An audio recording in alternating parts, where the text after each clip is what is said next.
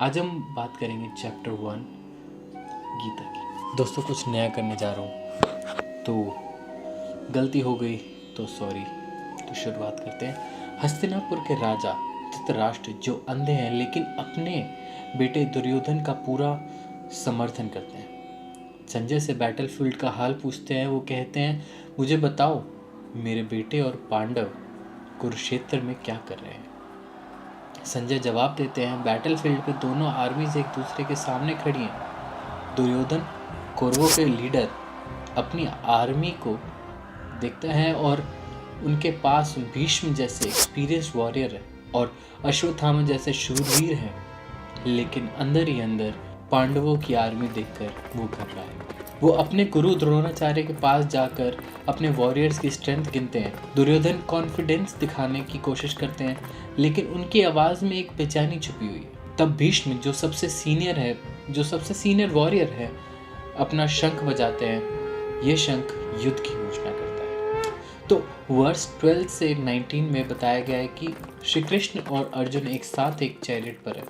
कौरवों के शंख की आवाज़ के बाद पांडव भी रेडी हो जाते हैं। श्री कृष्ण जो अर्जुन के सारथी हैं अपना शंख बजाते हैं, भीम अपना और अर्जुन अपना शंख। बाकी पांडव अपने अपने शंख बजाते हैं। उनकी आवाज़ बैटलफील्ड में गूंजती है और कौरवों के दिलों में एक संकोच जगाता है कि ये मोमेंट सिर्फ शंखों की आवाज़ का नहीं, धर्म के लिए खड़ा होना है। दोनों तरफ आर्मीज हैं, एक युद्ध शुरू होने वाला है। अब वर्स 20 से 27 में बताया गया है कि जब सब कुछ तैयार है तब अर्जुन श्री कृष्ण से कहते हैं, कृष्ण मेरे रथ को युद्ध भूमि के बीच में ले चलो। मैं देखना चाहता हूँ कि कौन कौन इस युद्ध में लड़ने के लिए खड़ा है। श्री कृष्ण बिना कुछ बोले उनका रथ ले जाते हैं युद्ध भूमि के बीच में। वहाँ अर्जुन दोनों आर्मीज को देखते हैं। एक तरफ भीष्म है जो उनके ग्रैंडफादर जैसे, दूसरी तरफ द्रोणाचार्य हैं उनके गुरु, जिन्होंने उन्हें धनु विद्या सिखाई, बाण चलाना सिखाया। और फिर है उनके कजन्स जो कि उनके अपने हैं। अर्जुन का दिल भर आता है। वो श्री कृष्ण से कहते हैं, कृष्ण ये लोग हमारे अपने हैं। मैं अपने गुरु और मेरे पिता समान भीष्म, उन्हें मार कर मैं क्या पाऊंगा।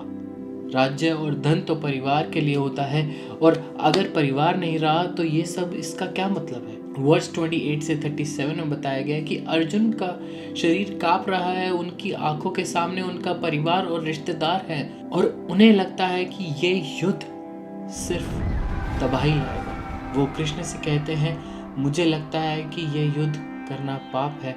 अगर हम युद्ध जीत भी गए तो जीत का क्या मतलब होगा। गुरु और परिवार के बिना यह राज्य शौक बनाएगा। अर्जुन सोचते हैं कि परिवार के विनाश से धर्म भी खत्म हो जाएगा। युद्ध के बाद अधर्म बढ़ेगा और नए जनरेशन में पाप का प्रभाव होगा। युद्ध से दुनिया का बैलेंस टूट जाएगा। वो अपने धनुष गांडीवा को नीचे रख देते हैं और श्री कृष्ण के सामने अपने डाउट्स रखते हैं। वो एक वॉरियर के रूप में पूरी तरह से टूट चुके हैं। जहाँ पे अब वो मना कर रहे हैं कि अब मुझे युद्ध नहीं करना।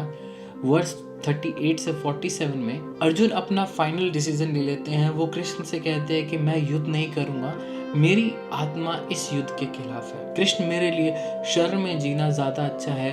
वो कृष्ण के सामने अपने अपने डाउट्स रखते हैं, एक स्टूडेंट की तरह खड़े हैं।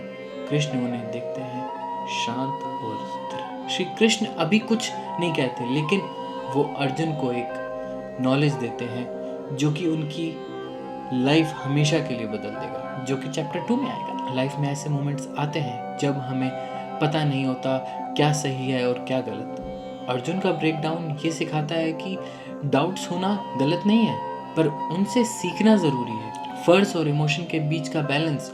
अर्जुन का संघर्ष ये है कि फर्ज कैसे निभाया जाए जब इमोशन बीच में आए, लेकिन ये भी ज़रूरी है कि डिसीजन सिर्फ इमोशंस पर नहीं, विजडम पर बेस होना चाहिए।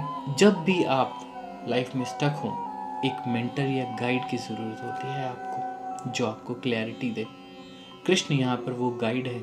अगले चैप्टर में श्री कृष्ण उन्हें ऐसे आंसर देने वाले हैं जो सिर्फ अर्जुन के लिए नहीं बल्कि पूरी दुनिया के लिए एक सीख बनेंगे। तो अगले वीडियो में मिलते हैं। ये सब कुछ मेरे लिए नया है, तो अगर मेरे से कोई गलती हो तो मैं आपसे क्षमा मांगना चाहूँगा। वीडियो देखने के लिए बहुत बहुत धन्यवाद। जय श्री कृष्ण।